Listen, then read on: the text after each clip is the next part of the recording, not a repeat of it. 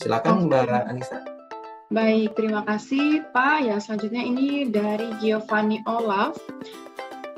Pada 7 ways, salah satunya adalah defect yang disebabkan operator tidak mengecek setelah proses produksi. Namun, pada non-value added activity mengecek termasuk di dalamnya, bagaimana kita bisa memastikan memastikan tidak ada defect tanpa menugaskan operator untuk mengecek produk. Oke, pertanyaan bagus. Ada yang aware juga ternyata saya kasih hint-hint ya. Jadi ini menarik.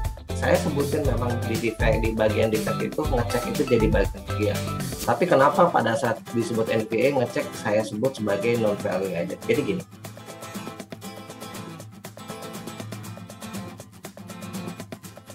Dalam konsep Lean yang setelah ini ya, jadi konsep quality itu ada evolusinya. Pertama, kalau kita ngomongin era revolusi industri, itu belum ada QC. Jadi pada saat produk dibuat itu QC nggak ada. Ternyata banyak temuan barang defect di customer.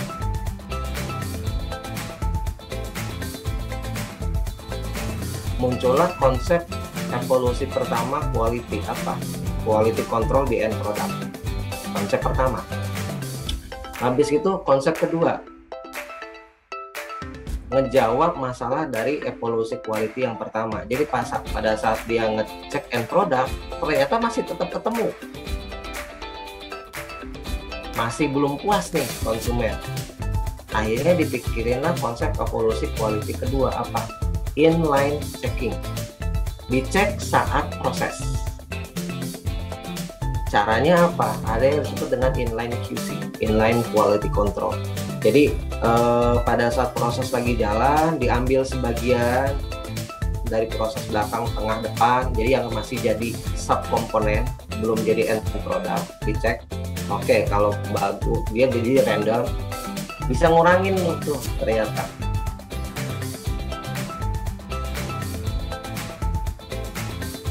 Tapi konsumen tetap nggak puas karena masih ada ketemu.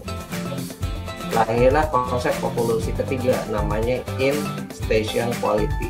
Operatornya ngecek. Gitu. Jadi kalau yang saya sebut tadi itu adalah konsep evolusi ketiga, di mana operator berfungsi sebagai QC. Nah, awalnya kan kita ngelihat ada inline QC, ada orang yang khusus ngecek. Ternyata masih ketemu barang. Dipikirinlah evolusi yang ketiga, operator yang bikin itu yang ngecek. Kenapa? Simple aja.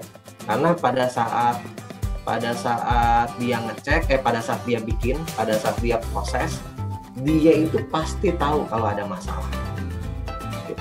Makanya muncullah konsep in station quality, quality di tiap stasiun atau quality at the source. Ini pun masih belum puas. Kenapa? Human error. Muncullah evolusi ketiga. Built-in quality, quality di dalam proses. Artinya dirancanglah mesin yang mampu mendeteksi masalah. Kalau misalkan di garment itu kan suka ada jahitan itu suka loncat, suka bolong gitu, suka enggak semuanya keisi jahitannya. Itu namanya jahitan loncat. Nah, ada sensor. Kalau ada jahitan loncat, mesin itu langsung berhenti. Itu yang dibilang tanpa ngecek. Kenapa? Karena ngecek pasti butuh waktu. Gitu. Tapi kita harus menyesuaikan dengan evolusinya. Karena nggak semua perusahaan mampu beli mesin. Itu. Jadi kenapa ada dua hal yang berbeda? Gitu. Sebenarnya itu tidak berlawanan, tapi sebuah journey. Gitu. Mbak siapa tadi? Giovanni, Pak. Giovanni Olaf. Giovanni, oke. Mas Giovanni, ada yang mau di feedback dari komentar silakan. Betul sih, bagiannya kita pada bagian pada tahap yang kita sudah menggunakan operator untuk ngecek, cuman kita belum tahap evolusi mampu untuk sampai membeli mesin yang mampu ada sensornya lah untuk mendetek tadi. Kalau kita masih pada tahap proses built-in in station quality tadi ya. hambatannya adalah seringkali, wah Pak, saya tidak bisa mencapai output kalau saya harus ngecekin setiap produk. Gimana nih kita nge-tackle jawaban dari operator yang seperti itu? Boleh tahu ini dari industri apa Mas Giovanni? Kita industri packaging di BP Bag. Oke. Nah, ini menarik karena kalau di garment banyak pakai orang kan ya. Jadi kita mewajibkan semua orang itu untuk ngecek. Tantangannya apa? Kalau misalkan ada jawaban kayak tadi biasanya ini ya, kalau ngomong praktis yang ada di lapangan, saya biasanya suka ngambil orang IE untuk ngambil time study di operator tersebut. Jadi kita ngelihat tag time-nya, misalkan tag time-nya 60 detik. Antara dia ngecek, ngejahit plus ngecek itu sama potong benang itu lebih dari 60 detik atau enggak. Kalau lebih dari 60 detik berarti analisa dulu. Ada waste enggak dalam gerakannya? Ada waste enggak dalam pengaturan atau tempat kerjanya? Sehingga dia di waktunya melebihi dari tag time atau standar yang diminta. Kalau itu misalkan ternyata nggak ada masalah nih, masih di bawah 60, kita bisa ajak ke operatornya, leadernya untuk duduk bareng, lihat videonya bahwa ini bisa. Terus nanti alasan lagi nih, kita pantau aja. Gitu. Kita pantau, mungkin dalam 1 jam kita tungguin apakah dia memproduksi sesuai dengan kecepatannya normal atau dilambatin. Itu tips and trick lah kalau pendekatannya. Dan kedua, kita juga bisa cerita before after, sebelum orang ngecek sama sesudah orang ngecek, hasilnya berbeda enggak di end product, kualitinya improve enggak, efisiensinya improve enggak. Itu bisa jadi semacam kayak brainwash. Kalau nih buktinya, kalau kalian fokus ke quality, kalian dapat efisiensi. Tapi kalau kalian nggak fokus ke quality, efisiensi kalian up and down. Kenapa? Karena ada reward yang harus dikerjakan. Itu 2 metode itu kalau di pengalaman saya itu works. Berapa lama? Depend maturity tiap perusahaan. Seperti itu. Gimana Mas Giovanni? Ada yang mau diulangi lagi?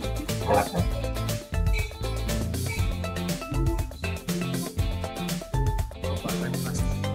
Ya, jadi kita harus apa ya? Yang tadi karena fokusnya orang, berarti orangnya itu kalau belum yakin, kita harus yakin dengan berdasarkan bukti. Karena nanti menurut saya bakal ada 2 tipe orang ketika kita nge-improve.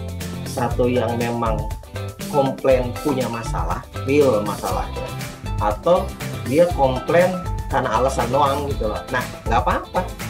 Kalau orang yang punya masalah, masalahnya ada, kita atasin, pas selesai dia improve. Tapi kalau yang alasan, kita atasin masalahnya, dia munculin masalah yang lain, nggak apa-apa, ikutin aja. Misalkan, pas saya nggak dapet target karena kalau ngecek berarti waktunya nambah, memang nambah. Tapi yang harus kita kasih tahu juga ke mereka, apa efeknya kalau mereka nggak fokus quality, ternyata barang reward di depan banyak, kan kurangi kecepatan juga untuk sampai di packing.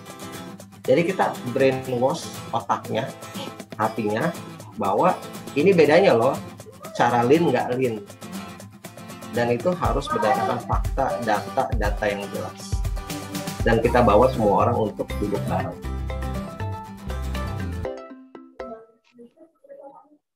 Oke, baik.